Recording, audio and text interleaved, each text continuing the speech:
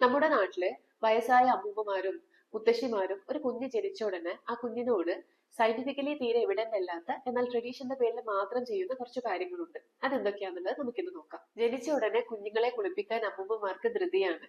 എന്നാൽ ഇങ്ങനെ ചെയ്യുമ്പോൾ അവർക്ക് ഹൈപ്പോതെർമി വരുന്നതിനെ പറ്റിയിട്ട് അവർ അവെയർ അല്ല. യൂഷ്വലി പൊക്കിൾക്കൊടി വീണതിന് ശേഷം മാത്രമായിരിക്കണം കുഞ്ഞുങ്ങളെ കുളിപ്പിക്കേണ്ടത്.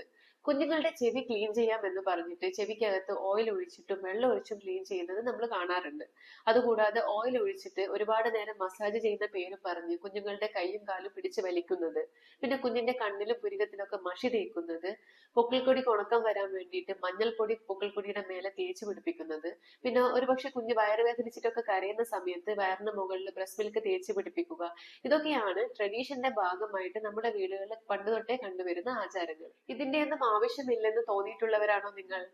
ഇങ്ങനെ തോന്നിയിട്ടും അതിനെതിരെ പ്രതികരിക്കാൻ പറ്റാത്ത അമ്മമാരാണോ നിങ്ങൾ? ഇതിന് കാരണം, എന്തുകൊണ്ട് ഇതൊന്നും ചെയ്യാൻ പാടില്ല എന്നുള്ള കാരണം അറിയണമെങ്കിൽ താഴെ ട്രഡീഷൻ എന്ന് കമന്റ് ചെയ്യുക.